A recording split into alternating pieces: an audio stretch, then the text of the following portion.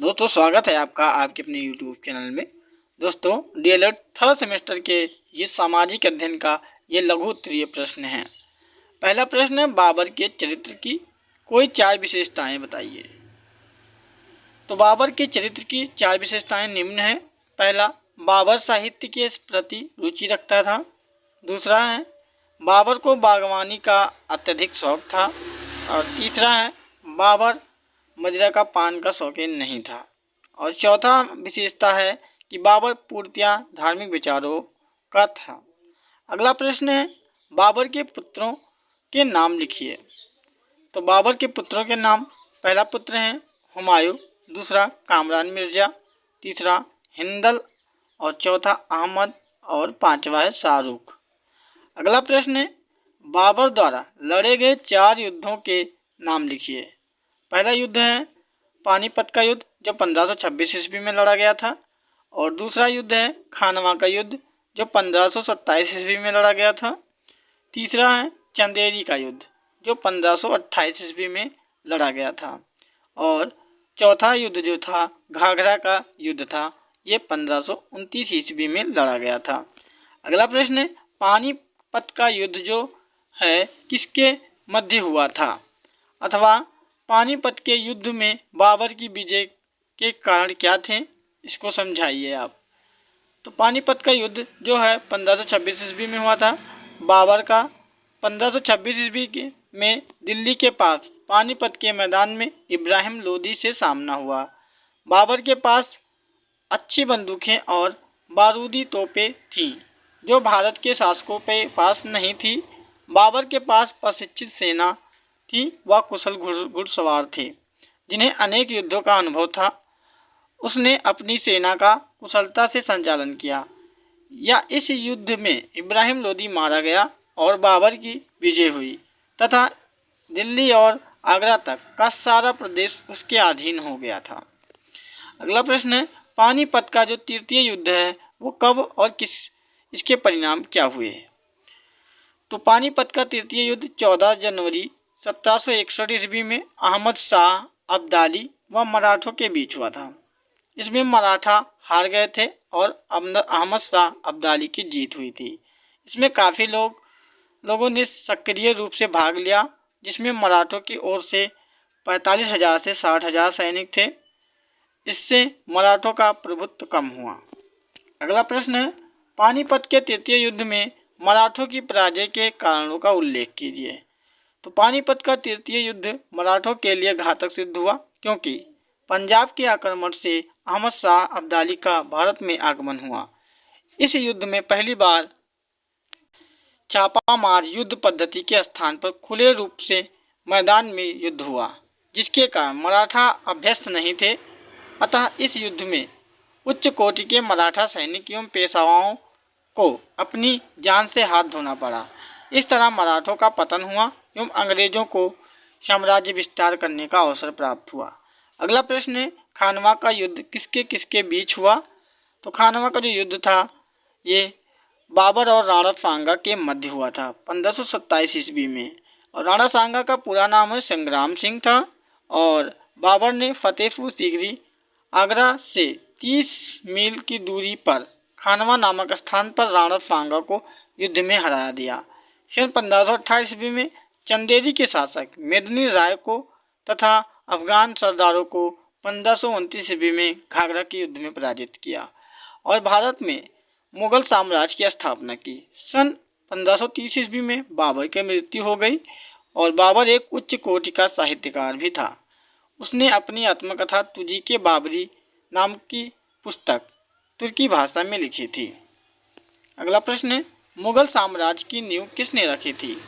तो मुगल साम्राज्य की नींव भारत में रखने वाला बाबर मध्य एशिया की छोटी सी रियासत फरगाना के शासक का पुत्र एवं तैमूर का वंशज था। अपने पिता की मृत्यु के बाद बाबर फरगाना का शासक बना। उस समय उसकी उम्र 11 वर्ष के लगभग थी। बाबर महत्वाकांक्षी शासक था। वह अपने पूर्वज तैमूर के राज्य समरकंद को जीतना चाहता था। इस उद्देश्य से उसने काबुल पर अपना अधिकार जमाया तथा वहां से भारत की ओर आकर्षित हुआ। बाबर के बाद भारत पर आक्रमण के समय दिल्ली का जो संतुलन पतन की ओर थी, इस तथा इसमें से कोई ऐसा राज्य नहीं था जो देश की रक्षा के लिए इन सबको एक सूत्र में बांधकर नेतृत्व कर सकता हो। पूरे देश में स्वतंत्रता राज्यों का उदय हो गया था, अतः राजनीतिक दशा ठीक नहीं थी। अगला प्रश्न, हुमायूं कौन था? तो हुमायूं बाबर की मृत्यु के बाद उसका बड़ा पुत्र हुमायूं था, जो 1530 ईस्वी में मुगल सिंहासन पर बैठा था। सिंहासन पर बैठते ही हुमायूं को अफगान गुजरात के शासक बहादुर शाह तथा शेर शाह से चुनौती मिली। उसके सगे संबंधी भी उसके लिए कठिनाई उत्पन्न करते रहे थे। उन्होंने उसके शत्रुओं की साथ ही दिया था। अगला प्रश्न है, हुमायूं ने पुनः अपने साम्राज्य को किस प्रकार प्राप्त किया? तो शेर शाह द्वारा स्थापित साम्राज्य दिन प्रतिदिन कमजोर होता गया। हुमायूं ने इस कमजोरी का लाभ उठाया और दिल्ली की गद्दी पर पुनः प्राप्त करने की कोशिश की। फारस के शासक की सहायता से कांधार को जीत लिया और 1555 ईस्वी में हुमायूं ने पंजाब को जीतकर दिल्ली और आगरा पर अधिकार कर लिया। अगला प्रश्न है, शेर शाह सूरी कौन था? तो शेर शाह सूरी बिहार की एक छोटी सी जागीर के अफगान सरदार का पुत्र था। शेर शाह के बचपन का नाम फरीद था। एक बार उसने अपने मालिक की जान बचाने के लिए शेर को ही मार डाला था, तभी से उसका नाम फरीद पड़ा और फरीद का नाम शेर खां पड़ गया। शासक बनने के बाद वह शेर शाह नाम से पुकारा गया। शेर शाह ने जौनपुर में अरबी, फारसी, इतिहास और साहित्य का ज्ञान प्राप्त किया। शेर शाह बाबर की सेना में भर्ती हुआ था, इस कारण उसे मुगलों की सैन्य संगठन का अच्छा ज्ञान था। धीरे धीरे शेर खां ने बिहार में अपना प्रभुत्व स्थापित किया और संपूर्ण बिहार का शासक बन गया। अगला प्रश्न है, दिल्ली शेर शाह दिल्ली का शासक कैसे बना था? तो चौसा के युद्ध में हुमायूं को हराकर शेर शाह 1540 ईस्वी में दिल्ली का शासक बना। अगला प्रश्न है, शेर शाह की शासन व्यवस्था का उल्लेख कीजिए। बाबर के हाथों पानीपत और घाघरा के युद्धों में पराजित होने के पर अफगानों की शक्ति पूर्ण रूप से नष्ट नहीं हुई थी। शेर शाह ने उन्हें पुनः संगठित कर हुमायूं को अपदस्थ कर दिल्ली राज सिंहासन पर अधिकार कर लिया। हुमायूं को लगभग 15 वर्ष निर्वासित जीवन जीना पड़ा। इस अवधि में शेर शाह और उनके उत्तराधिकारियों ने उत्तर भारत पर शासन किया। शेर शाह विद्वानों को संरक्षण देता था। उसने अनेक मकतब और मदरसे बनवाए थे। जनता की भलाई के लिए उन्होंने निम्न कार्य किए थे, जैसे सड़कों का निर्माण कराया था जिससे व्यापारी में उन्नति हो सके। सड़कों के दोनों ओर वृक्ष लगवाए थे, बहुत अच्छा किया था उसने। और यात्रियों के विश्राम के लिए सराय बनवाई थी और कुएं खुदवाए थे। कई मदरसे मकतब खुलवाए थे। दिल्ली के निकट यमुना के किनारे शेरपुर नामक नगर बसाया था और दिल्ली के पुराने किले शेर मंडल बनवाया, जिससे हुमायूं के बाद में उसे पुस्तकालय का रूप दे दिया गया था। अगला प्रश्न है, शेर शाह द्वारा किए गए राजस्व। अगला प्रश्न है, शेर शाह द्वारा किए गए राजस्व संबंधी सुधारों का वर्णन कीजिए। तो शेर शाह ने प्रजा की भलाई का पूरा ध्यान रखा। उसने राजस्व संबंधी कई सुधार किए। वह किसानों का हितैषी था। उसने भिन्न भिन्न भूमि के लिए भिन्न भिन्न कर निश्चित किया। किसानों को भूमि का आवंटन अस्थायी रूप से किया। कर का निर्धारण उपज की किस्म देखकर किया जाता था। उसने अपने शासनकाल में सड़कों पर भी बहुत ध्यान दिया। किसान भूमि का विवरण लिखित रूप से सरकार को देते थे, जिसे काबूलियत कहा जाता था। सरकार से सीधे संबंध होने के कारण किसानों का उत्पीड़न बंद हो गया था। कर यानी कि टैक्स नगद रूप में दिया जाता था और अकाल या संकट के कारण फसल नुकसान होने पर सरकार द्वारा क्षतिपूर्ति की जाती थी।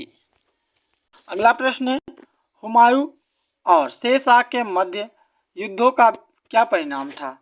तो हुमायूं तथा शेर शाह के मध्य युद्ध जो हुआ था, पहला युद्ध चौसा का युद्ध हुआ था। हुमायूं शेरशाह के बढ़ते हुए प्रभाव से आशंकित था, अतः उसने शेरशाह को नियंत्रित करने के लिए निश्चय किया कि हुमायूं मुंगेर के पास गंगा को पार करके शेरशाह की ओर बढ़ा और 1539 ईस्वी में चौसा नामक स्थान पर दोनों में भीषण युद्ध हुआ। इस युद्ध में हुमायूं की पराजय हुई, उससे भागकर किसी तरह अपनी जान बचाई थी। जो कन्नौज का युद्ध हुआ था, शेरशाह अफगानों की खोई हुई सत्ता को पुनः स्थापित करना चाहता था, अतः 1540 ईस्वी में कन्नौज में हुमायूं और शेरशाह का युद्ध हुआ। इस युद्ध में भी हुमायूं की पराजय हुई। शेरशाह ने आगरा और दिल्ली पर अपना अधिकार शेरशाह सूरी के नाम से शासन किया और हुमायूं सिंध के रास्ते होते हुए फारस चला गया। विपदा के दिनों में उसे अमरकोट के राजा बीर साल ने संरक्षण दिया। अमरकोट में ही 1542 ईस्वी में अकबर का जन्म हुआ। अगला प्रश्न है, प्रजा की भलाई के लिए शेरशाह ने क्या किया? तो शेरशाह ने सोनार गांव यानी कि बंगाल से जो पेशावर के लिए ग्रांड ट्रंक रोड तथा बुरहान और जौनपुर को दिल्ली से जोड़ने वाली सड़कें बनवाई। इससे यातायात और संचार व्यवस्था में सुधार हुआ तथा व्यापार को बढ़ावा मिला। सड़कों के दोनों तरफ वृक्ष लगवाए, सराय तथा कुएं बनवाए। उसने शिक्षा के लिए मदरसे एवं मकतब खुलवाए थे।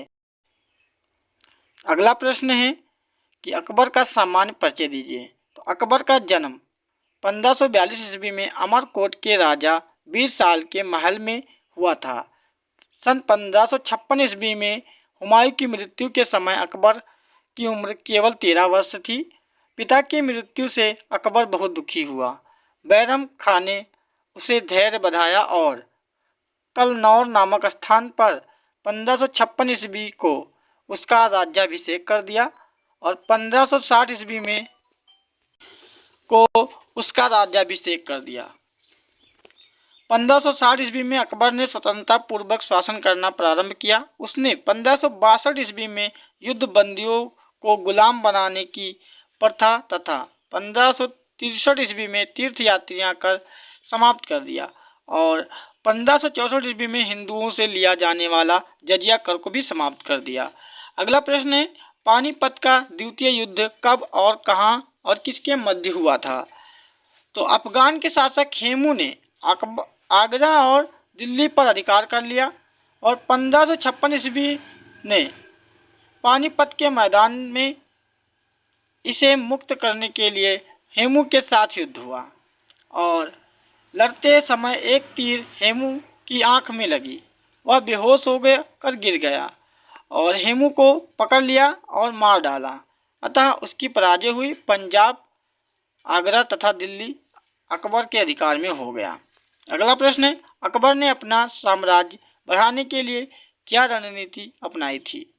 तो अकबर ने अपना साम्राज्य बढ़ाने के लिए सीधे संघर्ष करने, वैवाहिक संबंध स्थापित करने, अधीनता स्वीकार करने वालों को शासन में पद देने तथा मित्रता करने की नीति अपनाई थी।